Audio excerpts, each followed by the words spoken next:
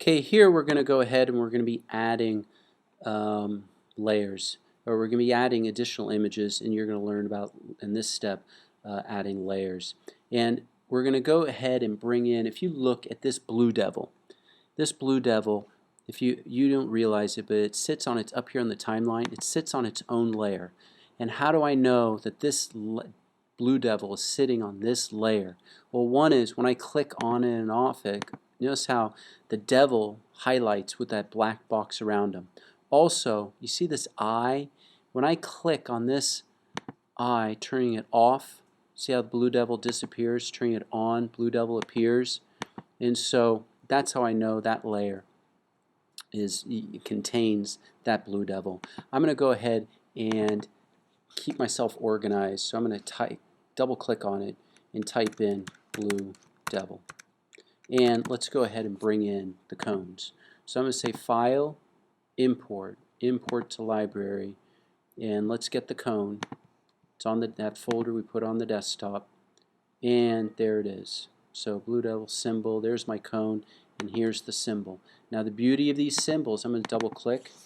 The beauty of these symbols is I can reuse this symbol 3 different times, 4 or 5, as many times as I want. If I was to bring the cone on the page, I couldn't reuse it over and over. It would not be independent of the other cones. They would all move and act the same way, versus the symbols all come on and they will be acting as the same, totally independent of each other.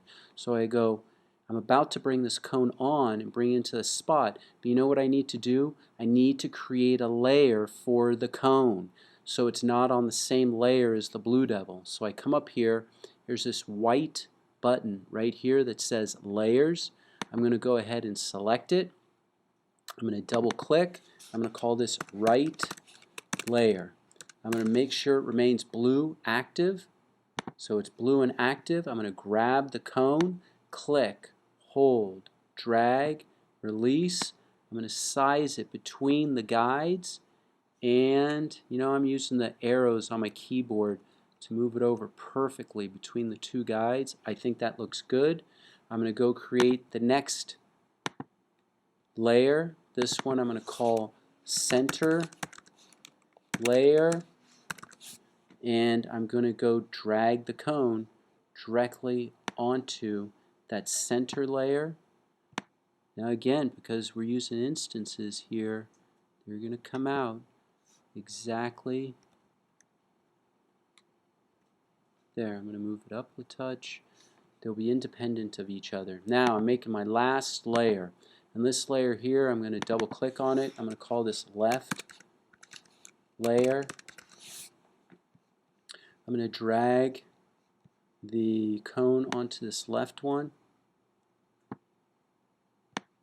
and I'm going to line it up as well. And ta-da, there it is. Move this guy up, and now I'm going to quickly look at that step, layers. We create it. Know you want your snapping, everything, drop, drop, corresponding to the stage. As of now, I think we've hit everything being asked for in step number 6, layers.